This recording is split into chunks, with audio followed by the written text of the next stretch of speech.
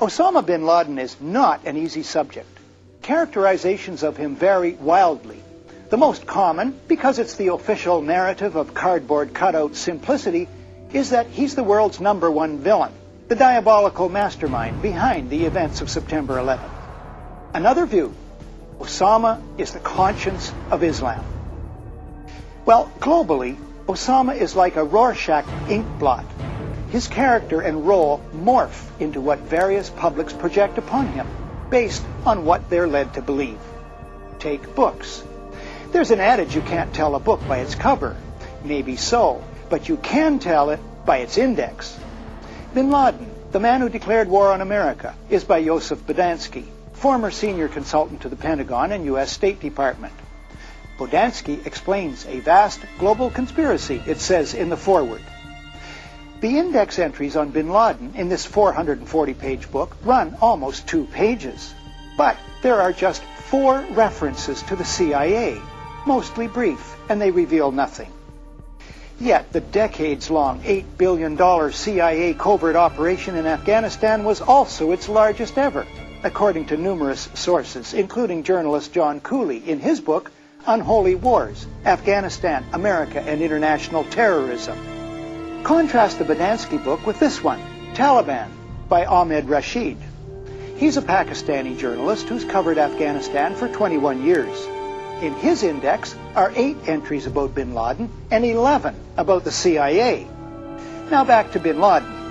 What do most sources agree on? We know bin Laden is born in Saudi Arabia in 1957. Okay, we're not sure about the year. His father becomes a close friend of the king and fabulously wealthy. Bin Laden Corporation becomes one of the largest construction companies in the Middle East. In this business, you're dealing with the Pakistani intelligence, the ISI, Saudi intelligence, the CIA. With his family's blessing, Osama becomes closely associated with the CIA in the Afghan war against the Soviets. Bin Laden Corp, Ahmed writes, built major training camps for the CIA. In 1986, he helped build the Coast Tunnel Complex, which the CIA was funding as a major arms storage depot, training facility, and medical center for the Mujahideen. At this point, bin Laden's story, like Stephen Leacock's horse, rides madly off in all directions. My questions: did he turn against the CIA? Maintain ties while making anti-American statements? Was he manipulated? Former associates describe him as deeply impressionable, always in need of mentors. Rashid writes, "You're forced to turn to a larger canvas." As in the final draft of this to-be-published book, The War on Freedom, Causes and Consequences of 9/11, by Nafiz Ahmed, Executive Director of the Institute for Policy Research and Development in Brighton, England. He's an Oxfam campaigner who specializes in writing international reports on human rights. News of his reports have been carried by Reuters, Associated Press, The Guardian, The Independent, The Jewish Chronicle, and the London Jewish News. Ahmed writes that bin Laden is merely a piece in a chess game. The stakes of the game are the last of the world's oil reserves and the Bush administration's consolidation of power to pursue a drastic, unlimited militarization of foreign policy on a massive and unprecedented scale required by long-standing elite planning while crushing domestic dissent and criminalizing legitimate protest. I believe that if we shrink from testing Ahmed's overview and accept only the headlines of the day, we will fail to see the forest for the trees. The USA helped recruit, train, and equip thousands of killer mujahideen in the anti-Soviet war. Ahmed's book and other evidence shows the recruiting of and training of terrorists, including those in Al-Qaeda, has continued for years. The White House went underground with this aid. This is detailed in the 1993 book, The Outlaw Bank, A Wild Ride into the Secret Heart of BCCI. BCCI stands for Bank of Credit and Commerce International. It collapsed after exposure of its massive fraud and corruption. The book's authors are Jonathan Beatty and S.C. Gwynne. Beatty was an investigative reporter and senior correspondent for Time magazine. Gwynne, Time's economics editor and author of Selling Money.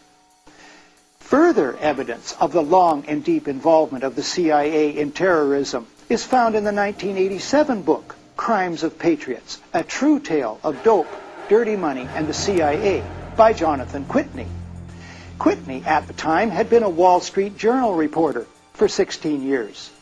He wrote that neither the director of the CIA nor the deputy director had, in his career, shown any reluctance to shed American or foreign blood in covert military operations. The book details how some of the biggest names in American defense and intelligence were involved in an operation that promoted the dope trade, tax evasion, and gun running. Michael Springman is a Washington lawyer. He worked for the U.S. State Department's Foreign Service for 20 years. He spent 2 years as chief of the visa section at the U.S. consulate in Jeddah, Saudi Arabia. He says superiors repeatedly ordered him to issue visas to unqualified applicants. It was illegal. He protested.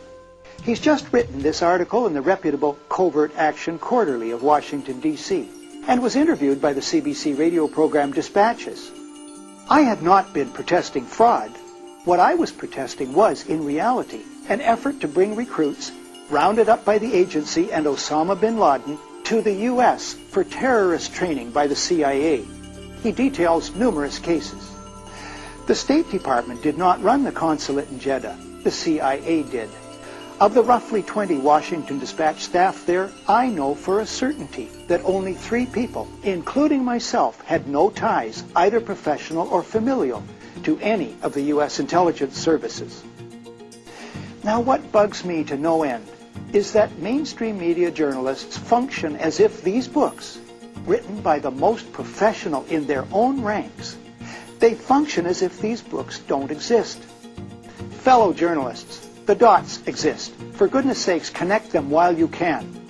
There are plenty of what we call in the news business PEGs, solid current evidence, new dots. But these dots, past and present, are never connected.